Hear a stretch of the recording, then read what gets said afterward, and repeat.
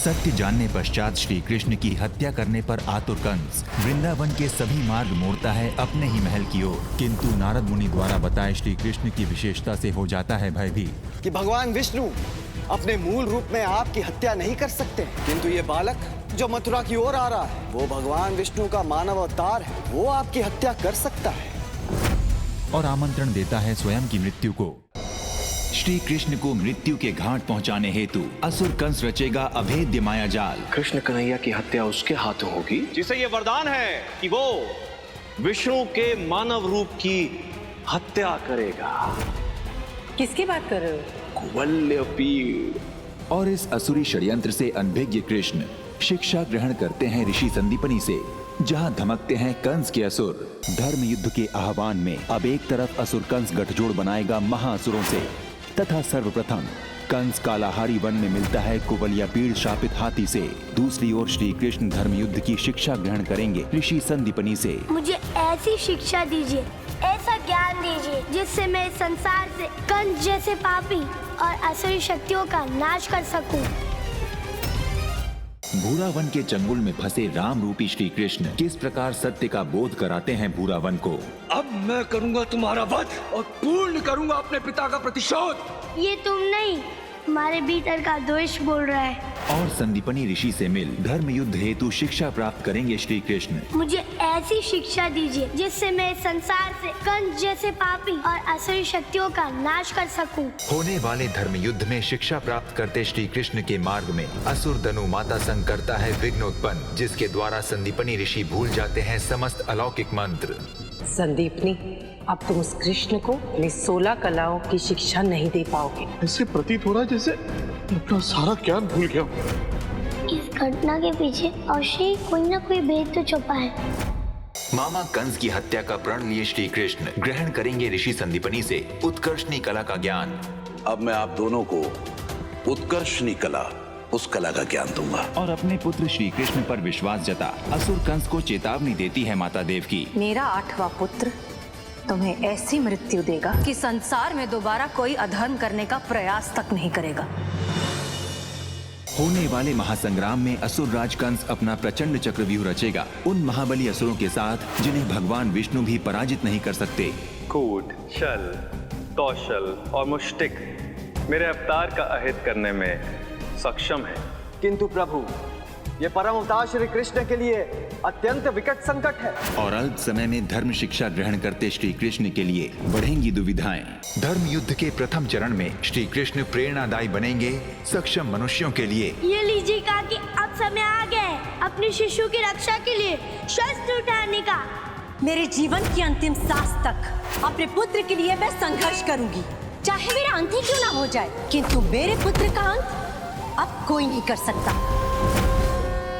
उत्कर्षणी कला ग्रहण करने पश्चात श्री कृष्ण धारण करेंगे अष्टलक्ष्मी कला।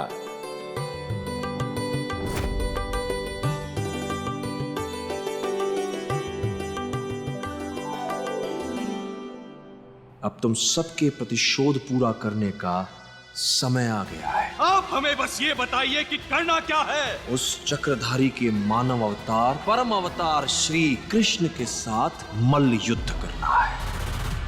पुत्र, ये है वो 8 असुर जो उस अष्टलक्ष्मी के 8 रूपों का एक एक कर नाश करेंगे। अष्टलक्ष्मी कलाओं को धारण करते श्री कृष्ण के सम्मुख आती है एक और नई समस्या। मेरे पास ये यज्ञ की अग्नि बुझने तक का ही समय है। यदि समय रहते वो कर्ण कुंडल नहीं आया तो इस यज्ञ की अग्नि के बुझने के साथ ही मेरे जीवन की ज्योति भी बुझ जाएगी।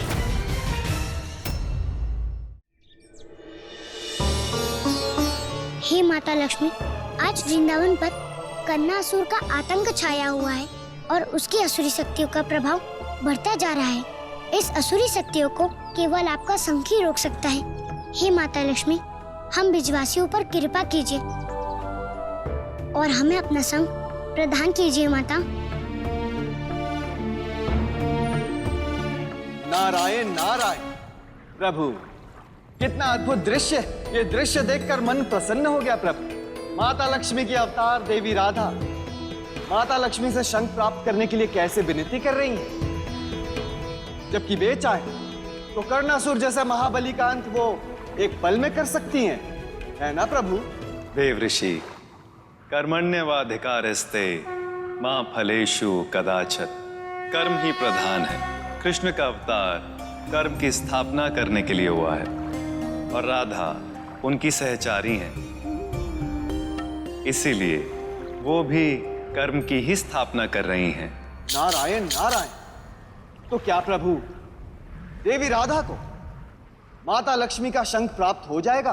देव ऋषि, जब जब किसी असुर ने इस संसार से वाणी और श्रवण शक्ति को नष्ट करने का प्रयास किया है, तब तब आपकी माता ने अपने शंख द्वारा उनके हर प्रयास को निष्फल किया है। और आज भी इस असुर के अंत में आपकी माता ही सहायक हो सकती हैं।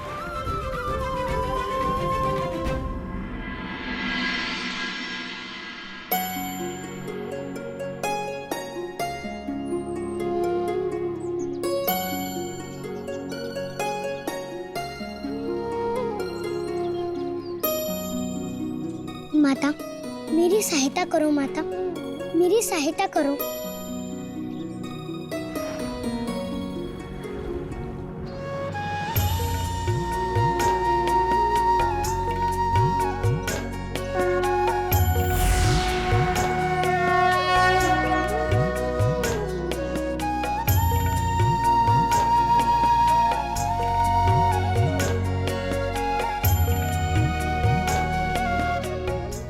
माता, आज आपने हम पर विश्वास करके हमें अपना संग प्रदान करके हमें बहुत बड़ा उत्तरदायित्व दिया है माता।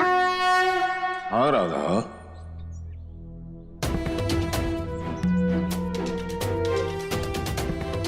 संसार के अधर्म के अंत का उत्तरदायित्व अब तुम्हारा है।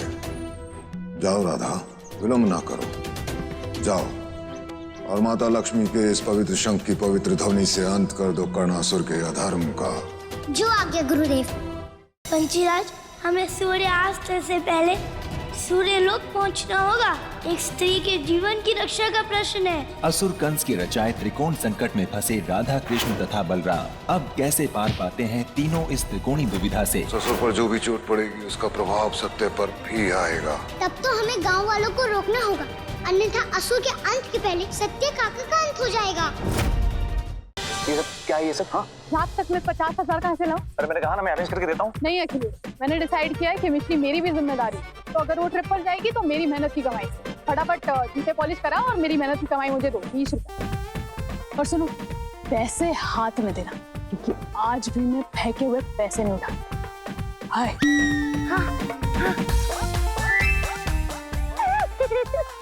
यहाँ पर इतने सबूत है कि पुलिस सुनते सुनते हम तक आ जाएगी। फिर तो हमारे पास एक ही रास्ता है, इसका काम तमाम कर देते हैं। कहाँ है तू माधव?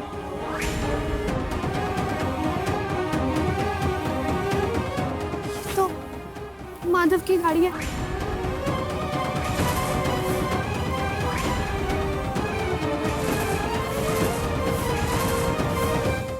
पापा थाने जाते वक्त बेनी चाचा से कह रहे थे कि उन्हें तो आपके जोक पे हंसी नहीं आती। अच्छा, हपुआ की जे हिम्मत हमारे सेंस ऑफ ह्यूमर को मजाक उड़ाता है को। वो तो सिर्फ आपका मन रखने के लिए वो झूठ मूठ में हंस रहे थे, वरना आपका जोक सुन के तो उनको रोना आता है। अच्छा, आने दो उसे, आने दो से, जम के नींबू निचोड़ेंगे। जम के। फूफा जी आ तो रहे हैं, लेकिन एक समस्या खड़ी हो गई है। क्या समस्या डैडू? मैंने उनसे कह दिया था कि अंगूरी की शादी एक बहुत ही पढ़े लिखे प्रोफेसर के साथ हुई है, जो कि बड़ा अमीर है। अब बेटा, अमीरों के घर में नौकर चाकर भी तो होते हैं। अब नौकर चाकर कहाँ से लेके आए डैडू यहाँ? अपने आप को आईने में देख अच्छा बनियान। हम फूफा जी के लिए चाय नाश्ते का प्रोग्राम बनाओ। काफी अच्छा लौंडा है। ये हमारा खानदानी नौकर है। इसका बाप, उसका बाप, सबका बाप हमारा अंदर घर में काम करता था। राजन, मैंने कहा था ना, ये पुतली बहुत ही भयावह है। हमें इस व्याधि का प्रतिकार ढूंढना होगा। तुम दर्पण से इसका प्रतिकार पूछ सकते हो मानव। हे मायावी दर्पण, क्या है इस महामारी की औषधि? ये तो कोई मायावी मणि जान पड़ती है। स्थान कौन सा है? उत्तर दर्पण दे सकता है। हे मायावी दर्पण, ये क्या कर रहे राजन? तेरे पास केवल एक प्रश्न शेष है। यदि तूने वो भी पूछ लिया तो 32 पुतलियों का रहस्य कैसे सुलझेगा राजन?